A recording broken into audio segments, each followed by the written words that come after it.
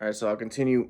So my basic thesis, like I said in 2013 that I posted on INTP Central, was that Christianity was a trick, it was fake. But my underlying motivation was I wanted to destroy Christianity because I wanted to race mix the white people. I saw Christianity as the biggest threat. I saw religion as white supremacist and maintaining the status quo. So I didn't explicitly say it, but I was saying like, yeah, look how the Irish fight the British. Because one is Catholic and one is Anglican, they really adopt different belief systems because they're different ethnicities, and that maintains their genetic groups.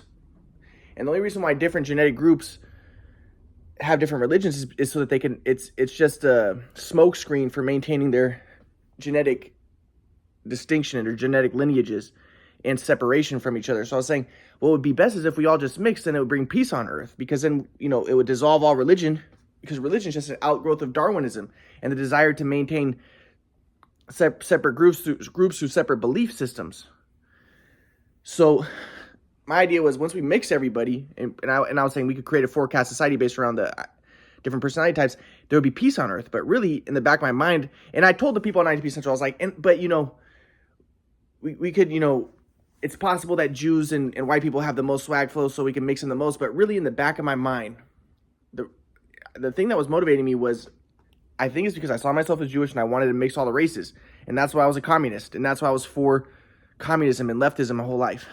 And that's why I wanted, I was for abortion.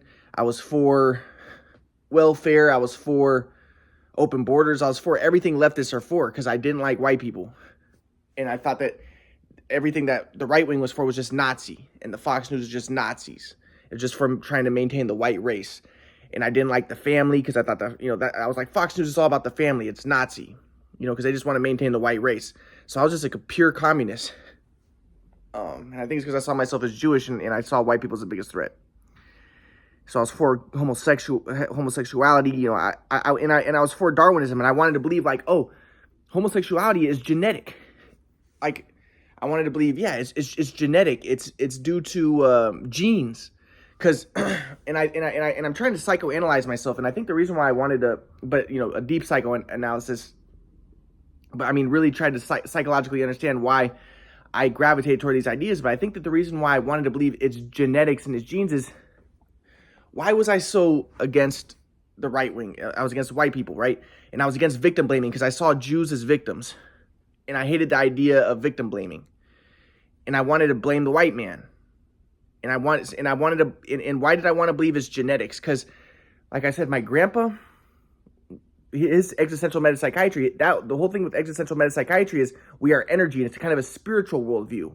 And it's a worldview where you have to upgrade your software and get in the flow, and everything is one and everything is energy. Or, it's, even though it does seem kind of like he's trying to be scientific and stuff, he wants to say, it's just kind of, Dr. Hora, who was my grandpa's teacher, said everything is like a dream, or it's kind of like a matrix. But the idea is that the world is spiritual, and that the material doesn't exist.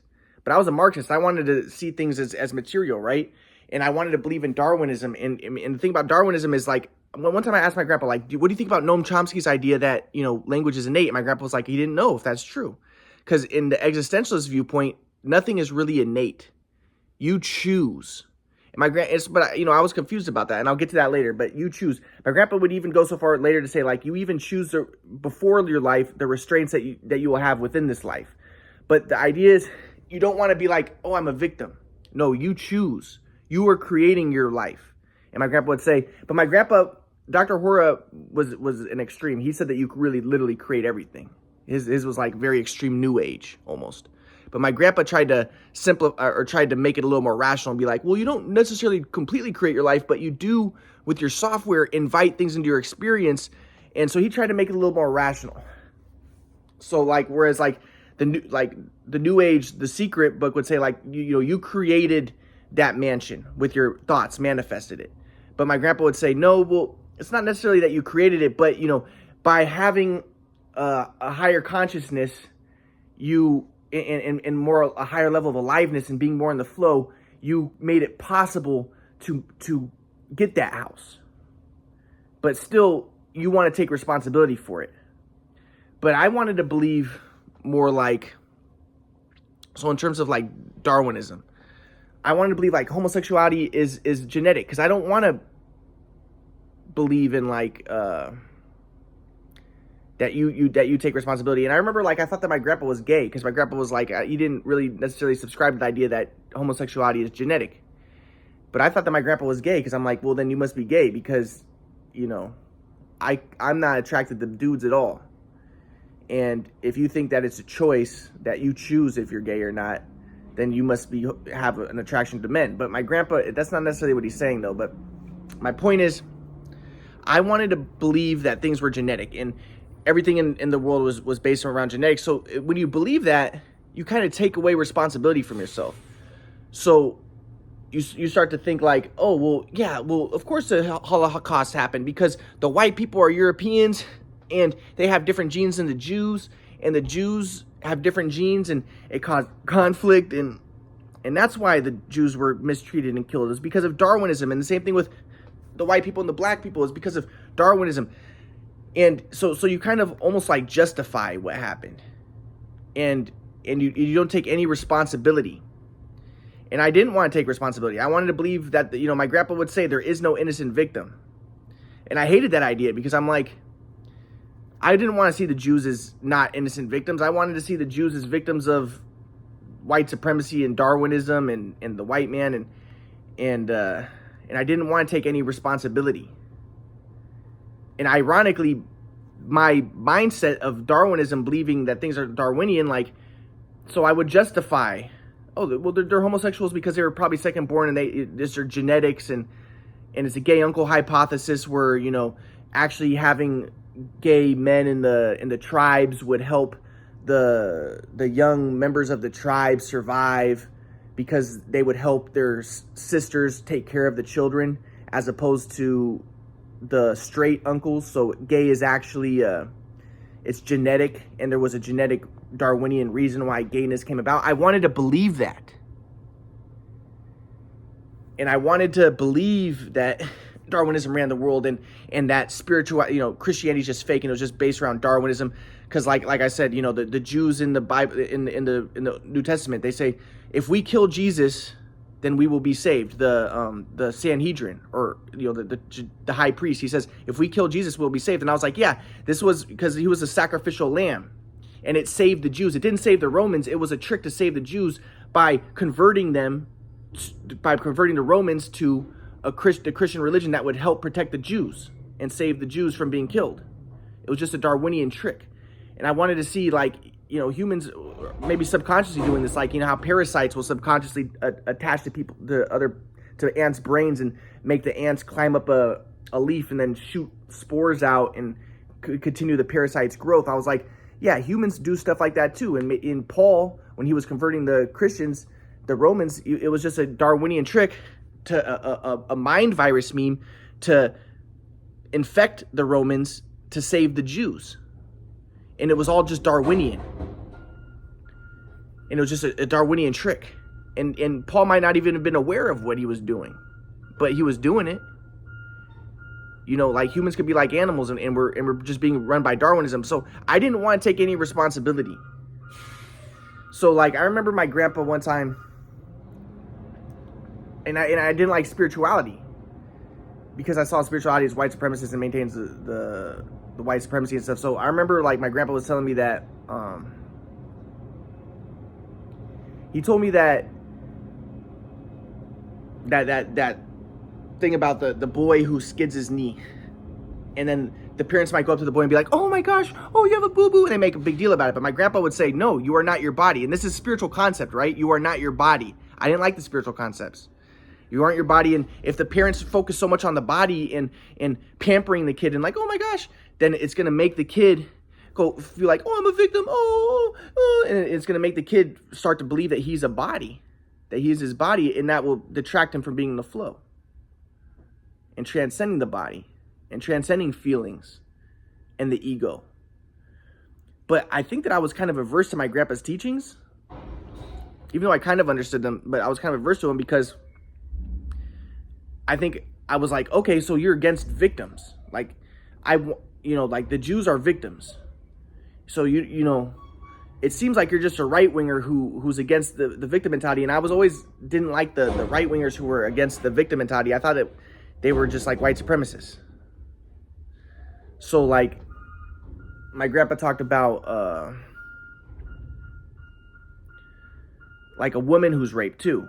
My grandpa would be like, yeah, some women who are raped, they get all emotional about it, and they really focus on their being raped and their bodies, and then and society might confirm this and make a big deal about it, like, oh, you're such a victim, oh, and then that might hurt the woman from from healing from it. And my grandpa would say, if the woman wants to heal from it, she's not going to focus on what happened so much, because she's going to recognize she's not her body. She is not a physical body, and she doesn't need to mope around about it, right? And because that's self-confirmatory, and that will help her to heal better.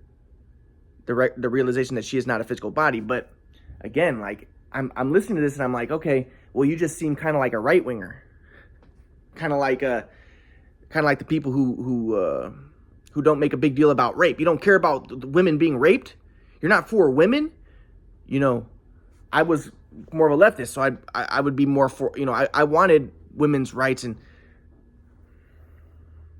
you know, so I don't know. The way that I would look at it is it seemed like my grandpa was kind of anti the victim mentality, right? Anti the victim mentality. But I think, seeing myself as Jewish, I was for the victim mentality.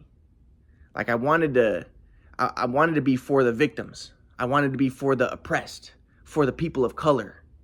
And I was against the white man who was the victim. I saw the white man as the victimizer, and I saw the white man as the biggest threat to the Jews, and I wanted to destroy the white man.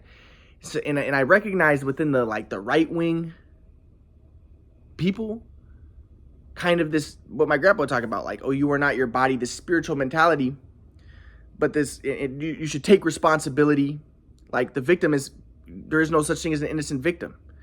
So I remember I would ask my grandpa about that, kind of like, I'd ask him, so are women culpable when they're raped?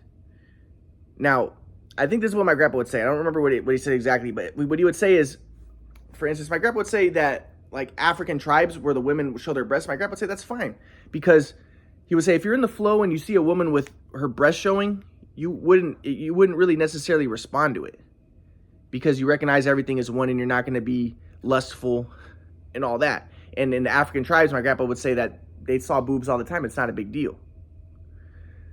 But my grandpa would also say, so I'm thinking like, oh, well, then my grandpa's kind of a leftist. He's for women's rights. But then at the same time, my grandpa would say, though, but if you're in the flow and you're a woman, you would also recognize when there's people around you who are in predator-prey, or who are expressing predator-prey orientation. And if they see you with your boobs showing, they might rape you. So if you're in the flow, you wouldn't put yourself in positions where you'd get raped. Now, that seems kind of like victim blaming. But my grandpa would say, like, again, there's no formula for the flow. But my grandpa would say, but if the woman is raped, it's not helpful to make a huge deal about it. Like, oh my gosh, oh, you're such a victim, huh? My grandpa says the best thing is to acknowledge that the offense happened, but you are not your body. You don't get all emotional about it, because emotion is self-confirmatory. And you move on by getting involved in projects larger than yourself, getting outside of yourself and not focusing so much on yourself.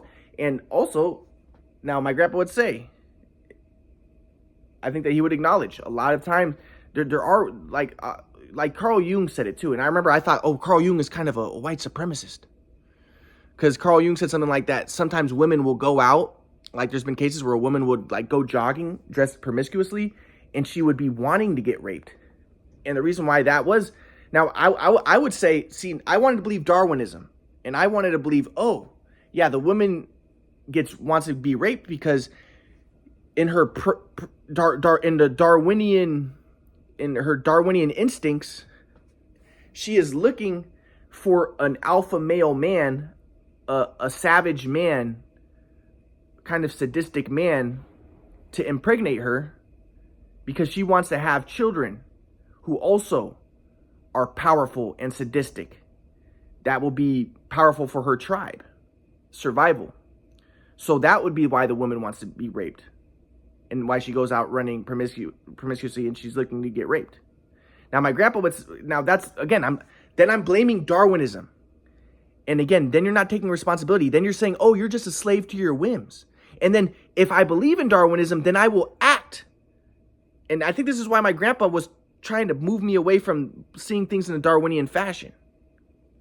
Because if I believe, oh, I'm just run by these genes that I have no control over, and they're then I can justify me raping somebody, and I would say, oh, well, that's just me trying to spread my genes.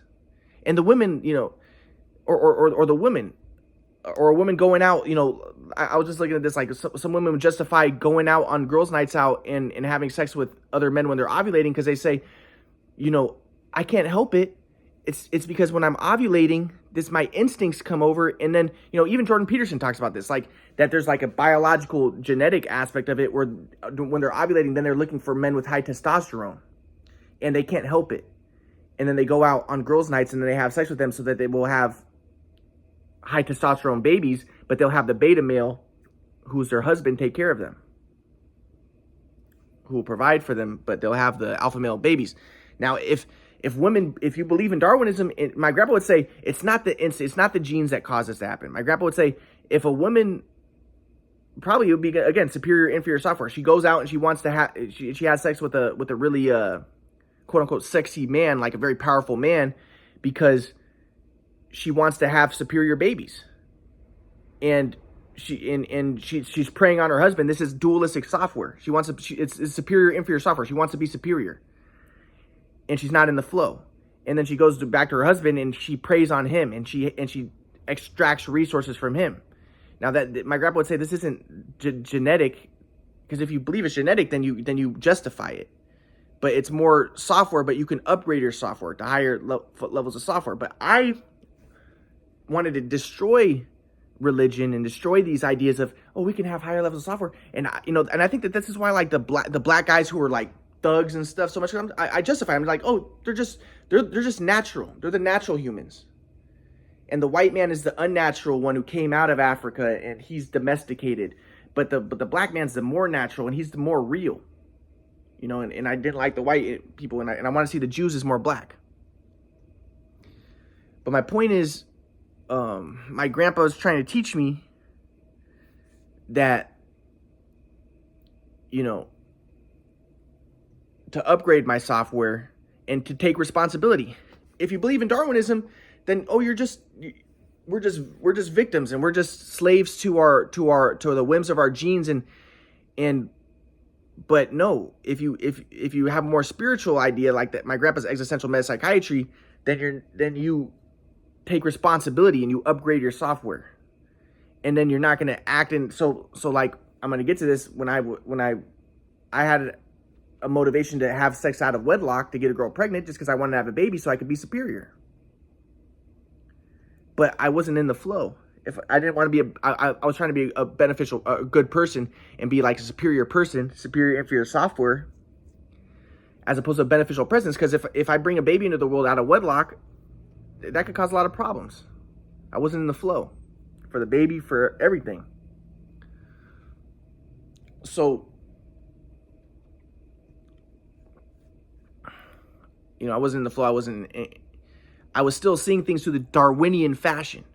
And I justify my behavior, which is more primitive, and say, I'm just an animal. I'm just run by Darwinism. So I don't take accountability. I don't take responsibility.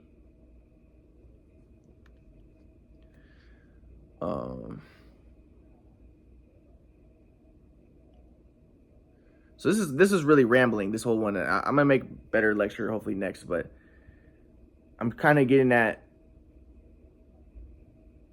kind of the thought processes I was going through, trying to understand why my grandpa was kind of averse to the idea of Darwinism and genes creating reality, and instead, my grandpa's, even Dr. Hora, his whole thing was, no, you create reality, you take responsibility, you are actually creating that, you created that firestorm that just happened, or that tornado, through your invalid thoughts. That's extreme taking responsibility. So I'll get to that.